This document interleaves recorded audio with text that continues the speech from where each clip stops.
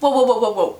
Before we jump into the review, first of all, have you subscribed? If you haven't, the button is just down there.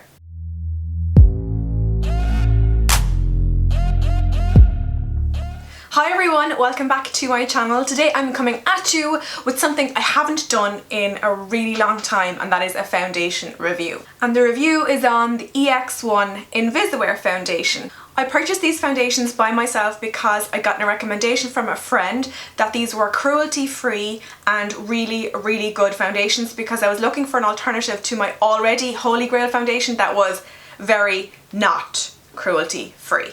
So I purchased these from lookfantastic.com. They cost €16.45 each, I believe, but I think Look Fantastic run promotions all the time where you can get discount codes and stuff. So obviously maybe wait for one of those to come up before you purchase to save yourself a few little bob.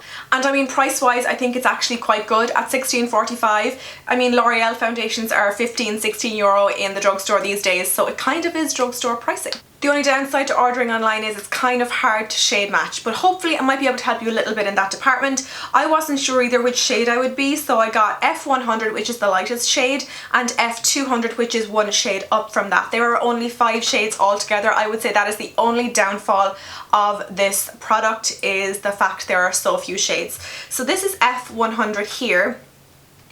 And this suits me when I have one layer of fake tan on, and the F200 here suits when I have a really good double layer of tan on. So I'm hoping you can tell there the shade difference. The 100 is definitely a little more pink, and the 200 is definitely a little more olive or yellow toned. I'm wearing F100 right now just for reference, so you can see I'm not pale, but I'm not major tanned either. So if you're really pale and you don't self tan, I wouldn't recommend this foundation for you because they wouldn't have a shade that matches you, basically. The foundation contains 30ml, which is a very standard amount for a foundation, and the packaging is a plastic tube with rose gold or copper, I suppose you could say, trimming on it, and it comes with a pump, which is always nice. There's no SPF in this product, which means it is perfect for flash photography. It won't give you that white cast on your face. Consistency wise, it's quite a creamy foundation. It's definitely not liquidy. It's quite thick, and I also find I use quite a lot. I probably use 2 pumps of this to cover my entire face, which is a little more than I would usually use with a regular foundation. Now, when I bought this foundation, I read online it claims to be a luminous, radiant, glowy foundation. I totally disagree. On my skin, it could not be more matte. When I first apply it, it looks a little tiny bit sheeny, but after it's set, it's completely matte. So matte that I don't even have to powder it. I have an oily T-zone and normal everywhere else on my skin, and it is matte on me. I'm actually going to zoom you in now so you can see I have no powder on whatsoever. I have just my foundation and then my bronzer, blush and highlight, and obviously my eye makeup and lip makeup, but on my skin it is just foundation. So as you can see, the foundation is definitely not what you'd call luminous. The only luminosity in my skin is the luminosity I put there when it came to highlighting products. So if you have dry skin, I definitely would not recommend this foundation for you. However, if you have normal, combo oily or oily skin, I definitely recommend it for you. The level of coverage I would say is a medium, but it's a good solid medium. I know, like, does that even make sense?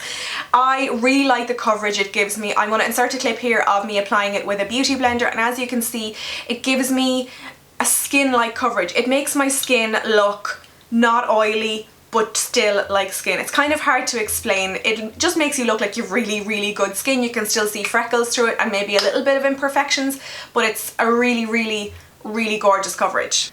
Definitely doesn't look cakey or makeup-y or anything like that. It looks very natural. When it comes to application, I found it applies equally well with a beauty blender and with a brush, which is unusual. Usually the beauty blender trumps the brush, but for this foundation, brushes work just as well. It takes a little bit more work to blend it in, but the finish is identical to that with the beauty blender. Sometimes I encounter issues when it comes to applying powder products directly on top of a foundation when it hasn't been set with powder, but with this, my products apply perfectly on top. As you can see, I've had no streaking, everything just looks kind of seamless, and I'm definitely finding products apply really well on top of this when it hasn't been set with a powder, which is yay!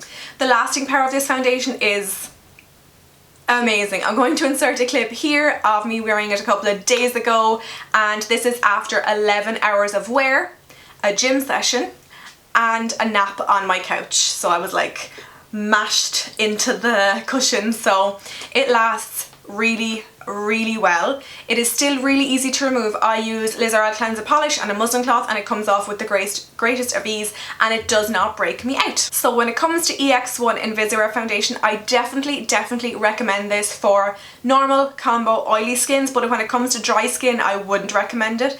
I think this could be new holy grail status for me.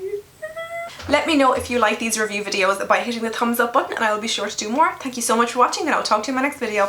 Bye!